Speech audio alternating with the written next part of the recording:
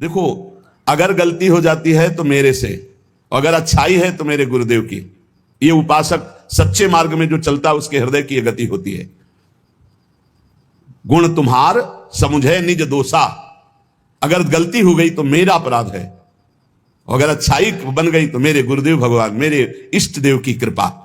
ऐसे ही सम्मान हो रहा तो इष्ट देव गुरुदेव का, और अपमान हो रहा तो मैंने कोई गलती की है पूर्व में, उसका प्रायश्चित हो रहा है। इसमें तर्क वितर्क की जरूरत नहीं, ये परमार्थ है। श्रद्धा और विश्वास से चलो, लाभ प्राप्त हो जाएगा। मान और अपमान में हम बराबर अपने हृदय को समान रख पावे, हमारे हृदय का आनंद, हृदय का भगवत चिंतन न छूटने पावे, न मान में न अपमान में। तुल्यौ मानावमानौ कुरुभज सतताम स्तोत्र दुर्वाच्य कोट्यौ। यदि कोई हमें दुर्वचन बोलता है, सच्ची मानिए, सम्मान से हृदय में एक भय प्रकट हो जाता है। जब कोई स्तुति करता है, बड़ाई करता है, तो हम कमजोर हो जाते हैं। हमें डर लगने लगता है कहीं निंदा ना हो जाए, कहीं कोई हमारा अपमान ना कर दे, कहीं कोई हमारे प्रति गलत ना बोल दे। बिल्कुल नहीं। ये सम्मान भोक्ता के होने के कारण आपको भय लगा है, नहीं तो आप निडर हो जाएंगे। कोई गाली दे रहा है, ये उसकी रुचि है। गाली बोल रहा है, उसका स्वभाव है, उसकी रुचि है, उसकी मति है। वो निंदा कर रहा है, ये उसका स्वभाव, उसकी रुचि है। हमें अपने प्रभु में मगन रहना चाहिए। दुर्वाच्य कोट्यो, करोड़ों गालियां दे है, फिर भी हमारे हृदय में उसके प्रति द्वेष भाव ना हो, द्रोह भाव ना हो। और स्तोत्र खूब आपकी स्तुति करे, लेकिन आपका प्रिय भाव नहीं होना चाहिए। स्तुति करने वाले पर प्रिय भाव और निंदा करने वाले पर अप्रिय भाव, ये संसारी पुरुष में होते हैं, भक्तों में नहीं होते। भक्तों में क्या भाव होता है? निंदा करने वाले में प्रिय भाव और स्तुति करने वालों में उदास भाव, उदासीन भाव। न प्रियता और न कठोरता, उदासीन भाव। लेकिन निंदा करने वाले में प्रिय भाव। जो निंदा करने वाला है उससे ऐसे जैसे कोई स्तुति करे तब कैसा हम व्यवहार करेंगे, वैसा निंदा करने वाले के प्रति व्यवहार। यही साधु उमा संत कही, यही बड़ाई, वो मंद करत और ये करत भलाई। जब वो बुरा बोले और हम उसका मंगल प्रिय भाव रखे, तब हमारी साधुता सुरक्षित, तब हमारी भक्ति सुरक्षित। ग्रासा लाभ है महासंपत्ति। सीधा हम वृंदावन वास कर रहे भजन मार्ग में, हमें हो सकता, अब तो बड़ी व्यवस्थाएं हो गई हैं, नहीं पढ़े बड़ी समस्या उदर भरने की ही केवल थी। मथुरा और दूर दूर जाकर के टुकड़े मांग करके रसिक महापुरुषों ने उदर पोषण किया है। बहुत ही कष्टप्रद जीवन, वैराग्य का जीवन बहुत कष्टप्रद। अब तो हर सुविधाएं भगवान दिए, फिर भी अगर भजन न हो, भगवत प्राप्ति की प्रबल इच्छा ना हो, तो फिर जीवन ही बेकार है। बहुत कष्टप्रद जीवन व्यतीत करे महापुरुष जो पीछे हो गए।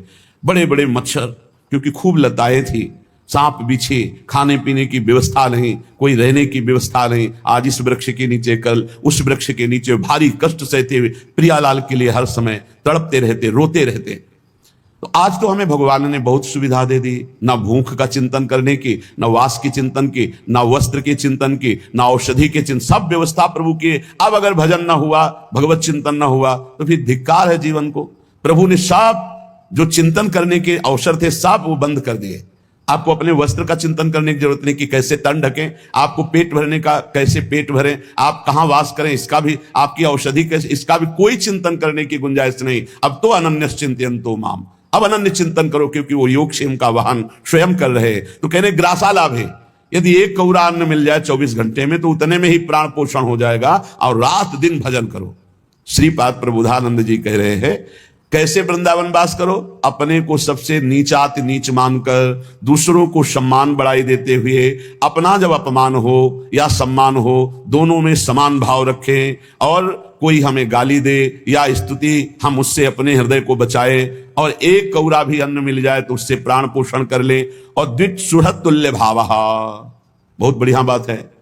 परिवार की ममता छोड़ दे। देखो हमारी प्रार्थना है, यदि आप मोबाइल अत्यंत आवश्यक है तो कसम खा करके लीजिए कि गंदी बातें नहीं देखेंगे, प्रपंच नहीं देखेंगे। नहीं, बहुत हम कह रहे हैं सुबह से शाम तक मोबाइल इतना है, आराम से समय कट जाएगा बिना भजन के, बिना चिंतन के।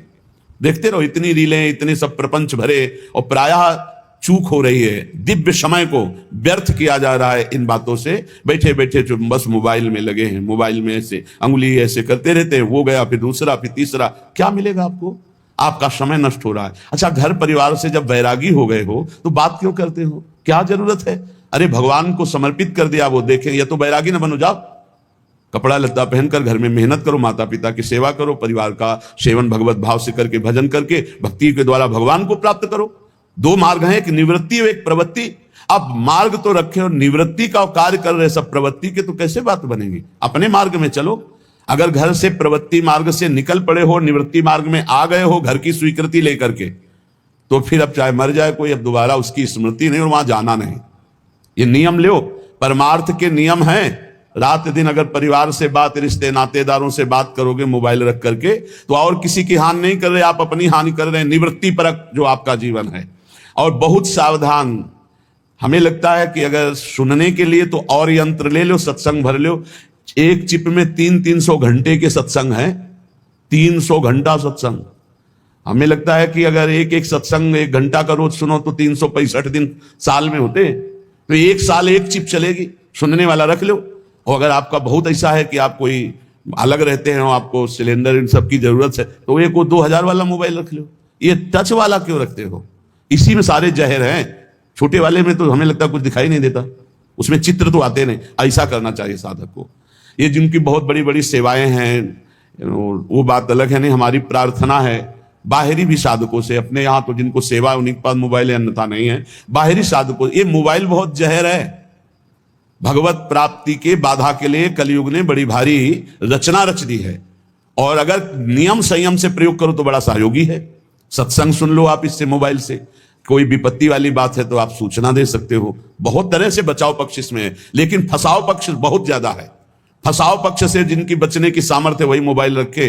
साधक तो बिल्कुल जहर समझे, मार देगा भैया, बिल्कुल मार देगा, बिल्कुल मार देगा। हर समय हम देखते हैं, चाहे छोटा बच्चा हो चाहे बड़ा हो, एकांत बैठे चल भी रहे हैं तो कान में बटन से लगे रहते हैं और बात करते घूम रहे जैसे ना बात करते, और समय बर्बाद कर रहा है, और खोदे चला जा रहा है संसार की बातें। और क्या, राधे राधे मेन बात कर लो, काट के रख दो भजन, आओ कान में लगाए बस, और समय बर्बाद मत करो। यहां कह रहे हैं कि द्वित सुहृद तुल्य भावः।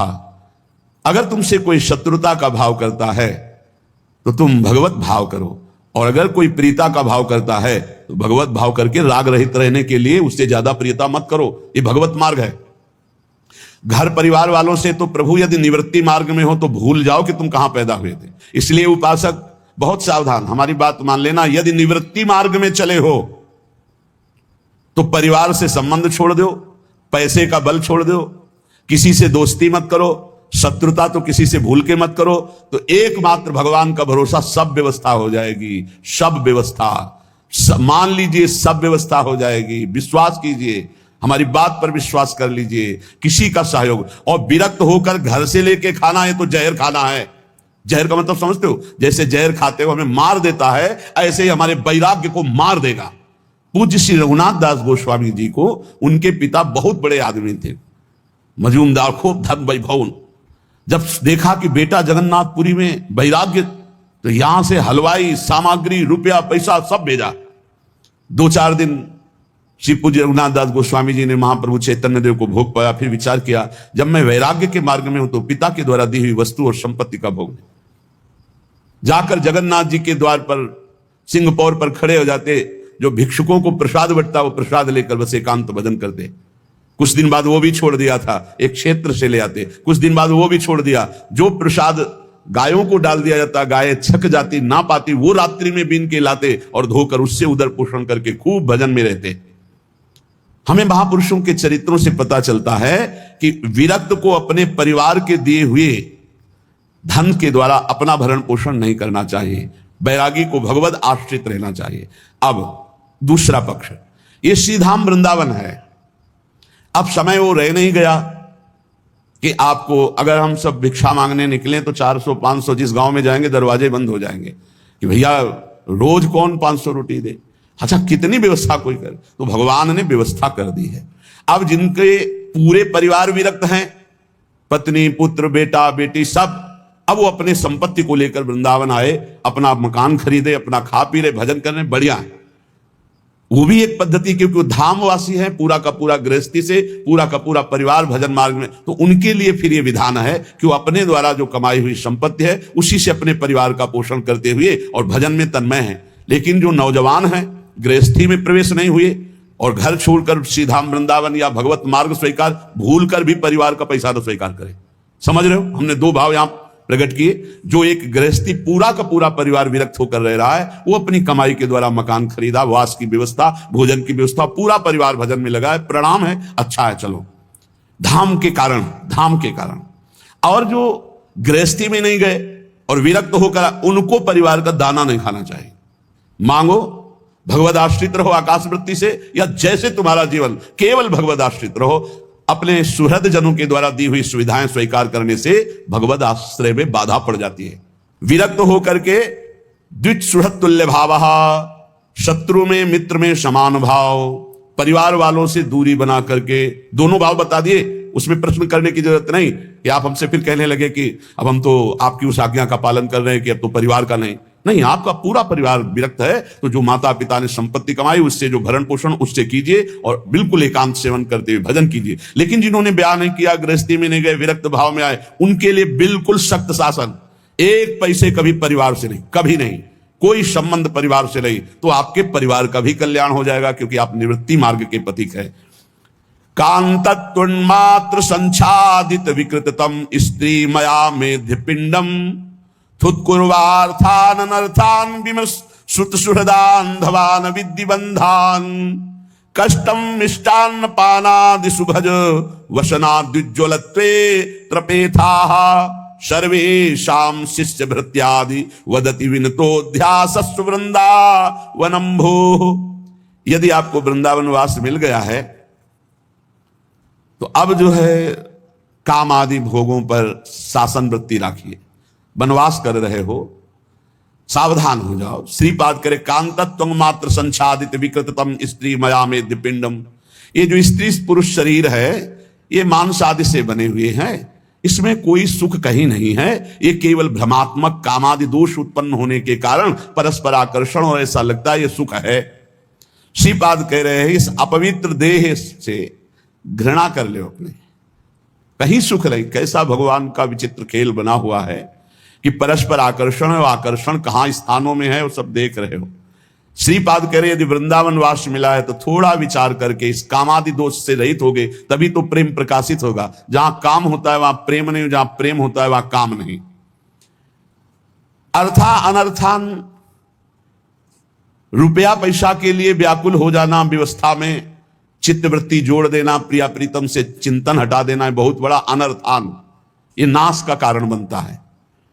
सहज स्वभाव में हमारी चिंतन वृत्ति भगवदाकार रहे प्रिया प्रीतम में, और जैसे वो रखे, महलों में राखो चाहे झोपड़ी में बांध। हमको प्रयास नहीं करना, व्यापार नहीं करना विरक्त होकर के। गृहस्थ होकर के यदि वृंदावन वास कर रहे तो व्यापार के लिए नहीं, भजन के लिए। वृंदावन वास भजन के लिए है। तो अब आप मान लो ऐसे धनी नहीं हो तो आप कुछ थोड़ा जो रिक्शा चला ले, या जो भी ऐसे कार्य करके अपने परिवार का भरण पोषण करते हो, खूब भजन करते हैं, हम प्रणाम करते हैं। लेकिन यदि आपके पास खाने पीने की व्यवस्था है, आप विरक्त हैं, फिर आप व्यापार करते हैं, तो अनर्थान, परिणाम में वो अनर्थ ही पैदा करेगा। देख लेना, जो संत शास्त्र गुरुजन कहते हैं वो परिणाम को बोलते हैं, परिणाम को। परिणाम ही हमारे जीवन का परम लक्ष्य है। तो परिणाम क्या होना चाहिए? प्रिया प्रीतम की प्रीति, प्रिया प्रीतम के लिए तड़पना, प्रिया प्रीतम की प्राप्ति के लिए रोना। लेकिन हमारी वृत्ति यदि अर्थ में, तो अर्थ में सबसे बड़ा दोष यह है कि वो संख्या पे वृत्ति चली जाती है। अब 10 लाख हो गए, अब 10.5 लाख हो गए, अब 11 लाख हो, ऐसे चिंतन करते करते वो मर जाता है और संख्या बढ़ाता रहता है मरते समय तक। ये संख्या बढ़ाने की बहुत बड़ी दोष वृत्ति, अनर्थ वृत्ति इस अर्थ में है। वो चित्त को लुभायमान कर लेता है, और इतना लुभायमान कर लेता है कि गोस्वामी जी ने ऐसा ही मांगा, लोभी जिम प्रिय दाम तिम रघुनाथ निरंतर प्रिय लागो मुहिनाम। 2 बातों में, जैसे कामी नारी प्यारी जिम, जैसे लोभी जिम प्रिय दाम। यहां कह रहे कांतत्व मात्र संच्छादित विकृततम स्त्री बयामेद्य पिंडम।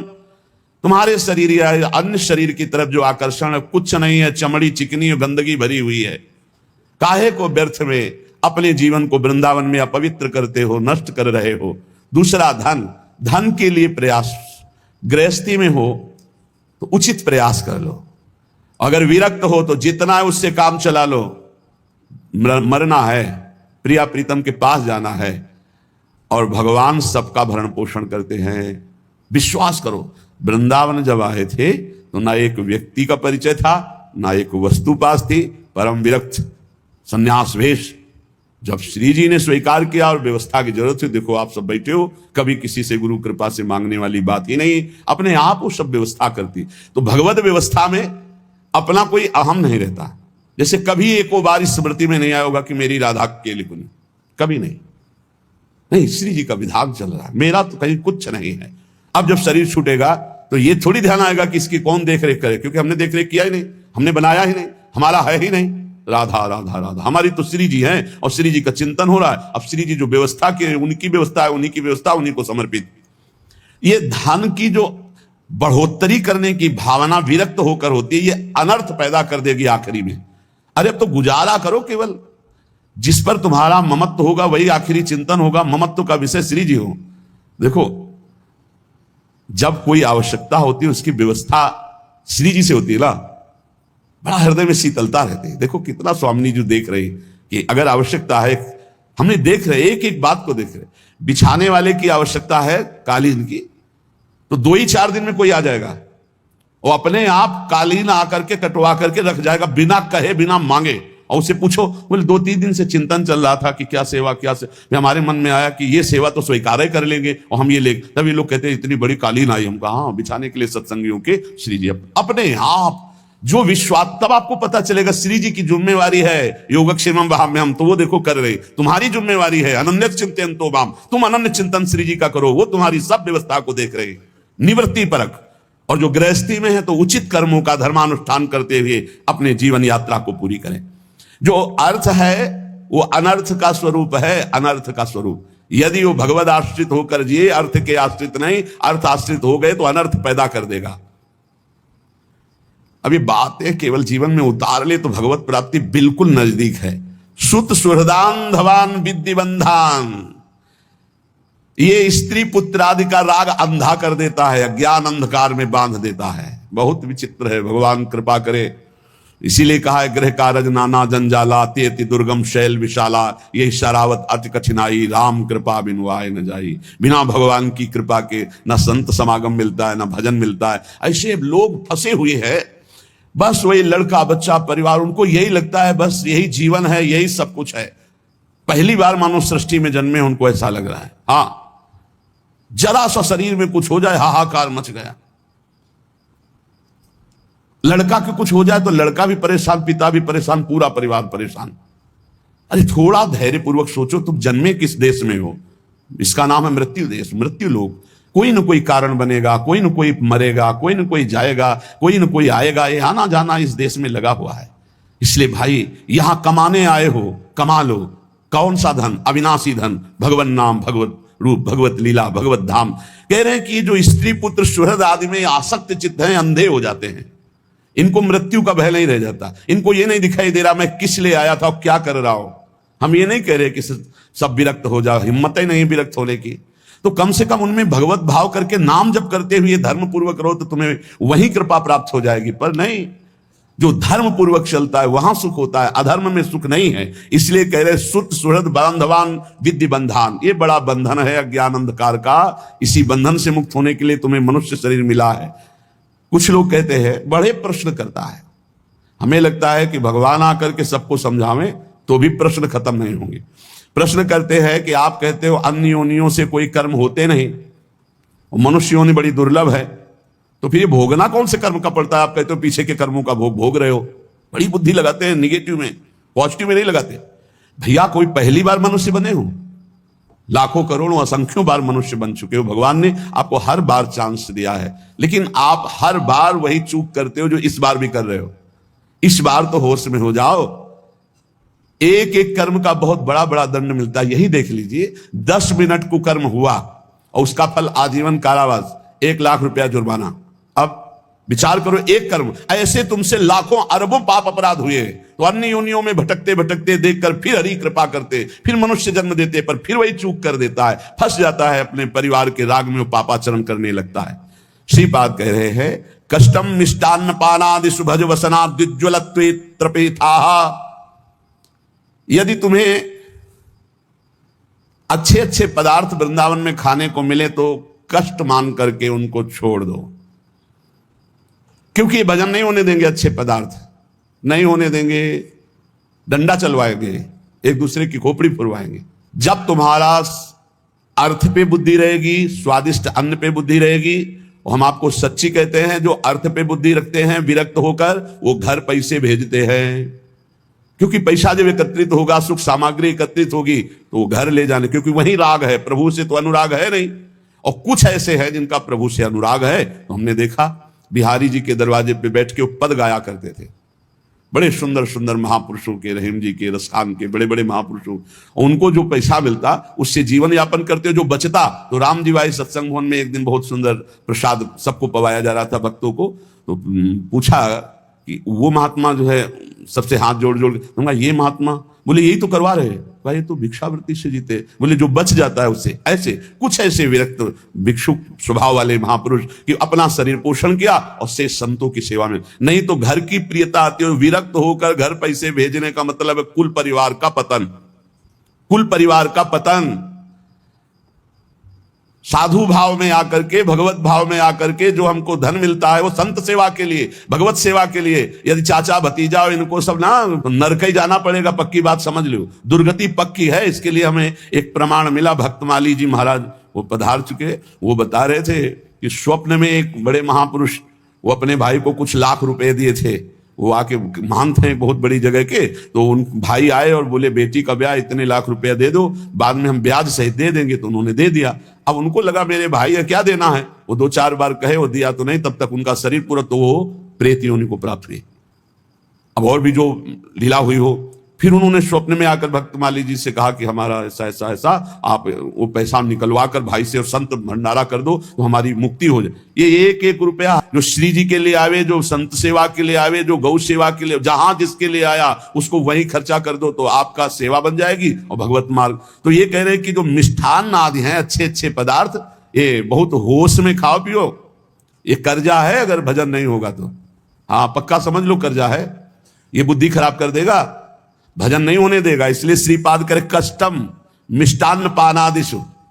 जब आप ब्रह्मचारी रहेंगे तो आपके शरीर में जैसे कोई इंजेक्शन लगा देना बिजली दौड़े, ऐसे शरीर में एकदम बिजली दौड़ती है। बहुत होश में खान पान करो, रूखा सूखा खाए के ठंडा पानी पियो। सत्संग को ये भगवत प्राप्ति के लिए है, तो इन बातों को मानिए आप। ये अच्छे पदार्थ दूसरे का कर्जा लेना है, ये ना समझो कि अरे बहुत। पंडित रामकृष्ण बाबा जी जब राधा रमण जी दर्शन करने गए, उनके चरित्र में आता है, तो एक 2 नाव भर के बोल, उनका जय जय नहीं, हमें तुलसी दल और चरणामृत दीजिए, ये और किसी को दीजिए, हमें तुलसी दल दीजिए जो चरणों में चढ़ी और चरणामृत दीजिए। पंडित रामकृष्ण बाबा नहीं, जय जय। मिष्ठान आदि खाने में कष्ट मानिए। तो आप प्रियालाल को देखने निकले थे, भंडारा देख लेंगे, बहुत समझ के चलने का। हाँ देखो कुछ बातें ऐसी जो समझ में आनी चाहिए। ये भंडारा सच्ची मानिए। जब आप हम ये कह रहे हैं खाओ विरक्त हो, एक जगह चले जाओ, कम पैसे वाली सामग्री पालो, दिन भर भजन करो, कुछ नहीं परेशानी होगी। अब 4 जगह भंडारे जाओगे, हर जगह की दक्षिणा लोगे, तो सच्ची मानो भजन नहीं होगा।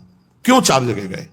एक जगह पेट भर लो, दक्षिणा मत लो। जरूरी है अगर आपको बिजली पानी खर्चा की तो दक्षिणा ले लो, एक जगह चले जाओ, जो पद्धति है। मिष्टान खाने में कष्ट माने कि ये हमारे भजन को छीन कर दे। खूब अनुभव की बात कह रहे हैं, महापुरुषों के अनुभव की बात है। रूखा सूखा खाओ, प्राण निकल, काहे को लकड़ी का वजन बढ़वाओगे? जितने शरीर में चर्बी होगी उतने ज्यादा लकड़ी लगेगी। हल्का शरीर रहेगा कम लकड़ी लगेगी। आखिरकार जलाना ही है, इसको जलना ही है। और पावर तो ब्रह्मचर्य है। जो ब्रह्मचर्य से रहता है अपार सामर्थ्य उसमें रहती है, देखने की, सुनने की, बोलने की, चलने की, फिरने की, उठने की। शरीर में बिल्कुल कोई भयानक रोग प्रारब्धवशात हो तो भी कोई कष्ट उसको गिरा नहीं सकता। ब्रह्मचर्य एक अमोघ शक्ति। और ब्रह्मचर्य क्षीण है तो जवान है, कमर में दर्द, गांठ में दर्द, 24-25 की अवस्था है, गांठ में दर्द। ये तो 70-80 वालों के कि अब बुढ़ापा आ गया, गांठ में दर्द है। बोले ग्रीस खत्म हो गई गांठ की। अब हमको तो ज्यादा अंग्रेजी आती है, हम उसको वैसे ही कहते हैं ग्रीस। अब जो भी हो, बोले गांठ की वो चिकनाहट, ग्रीस खत्म हो गई। तुम्हारी गांठ में जो ब्रह्मचर्य रूपी ग्रीस थी उसी को नष्ट कर दिया। तो अब जोड़ों में कहां से पहुंचे? सब पावर उसी से बनता है। जिन्हें भाई चाहे गृहस्थ हो चाहे विरक्त, बहुत सावधानी से ब्रह्मचर्य का रक्षा का भाव रखो। ये तुम्हारे जीवन को बहुत उत्तम बना देगी, विश्वास कीजिए। हाँ बहुत ये कीमती वस्तु है, बहुत कीमती वस्तु है। ब्रह्मचर्य पर ध्यान दीजिए। ब्रह्मचर्य जो है, अधिक मीठा खाने वाला ब्रह्मचारी नहीं रह सकता। पक्का नहीं रह सकता है। काहे को अपने अमूल्य जीवन को इधर उधर नष्ट करे। अब कह रहे हैं विरक्त होकर कीमती वस्त्र वसनाद्युज्वलत्वे त्रपेथा। जब अच्छे वस्त्र पहनने की बात आवे तो शरीर कंपायमान हो जाए। त्रपेथा, कम पैसे वाली वस्तु का प्रयोग किया जाए, जितने कम से काम चल जाए। अपने जहां तक भाव है अपने प्रयोग में आने वाली कम, पूरे जीवन में मार्किन ही नीचे की, ऊपर जो वस्त्र गुरुदेव प्रदत्त किए वही अभी, नहीं तो भगवा वस्त्र गेरू से रंग के पूरे जीवन। अब तो शरीर अस्वस्थ है इसलिए, और ऐसी भीड़ है कि अगर हम अभी पैदल दोबारा वापस जाएं तो दोबारा उतनी रस्सी, उतने आदमी और उससे ज्यादा आदमी खड़े हो जाएंगे। जब गाड़ी से लौटते तो इतने भीड़ लगी रहती है। नहीं, आप क्या समझते हैं, दुर्भाग्य है गाड़ी घोड़ा, हमारा कोई अभिमान का विषय थोड़ी है। अभिमान का विषय नंगे पैर, फटे पुराने कपड़े, भिक्षान्न से शरीर पोषण। अब आपके हवाले महलों में रखो, चाहे झोपड़ी में, जैसे चाहो। नहीं, हमें केवल प्रवचन नहीं कर रहे, जीवन है। अत्यंत उज्ज्वल वस्त्र, कीमती वस्त्र, विरक्त भेष, बिल्कुल नहीं। बोले शरीर काप उठना चाहिए। और कहते सर्वेशम शिष्यावृत्त्यादि वदति विनितोध्यासस्व वृंदावनम भो। सबके आगे ऐसे व्यवहार करो जैसे गुरु के आगे किया जाता है, शिष्य की भांति। सर्वेशम शिष्य भृत्यादि वदति विनितोध्यासस्व वृंदावनम भो। सबके सामने वृंदावनवासी, वृंदावन के जो जन हैं, सबके सामने एक शिष्य जैसा बर्ताव करो, दीन भाव से। तो इसी जन्म में श्री प्रिया प्रीतम की कृपा से प्रियालाल के साक्षात्कार का संयोग वृंदावन बना देगा। बहुत कृपा है। यदि ये रहनी जो श्रीपाद कह रहे, ये रहनी हमारे जीवन में आ जाए तो वृंदावन वास करते हुए बहुत जल्दी भगवत साक्षात्कार हो जाए।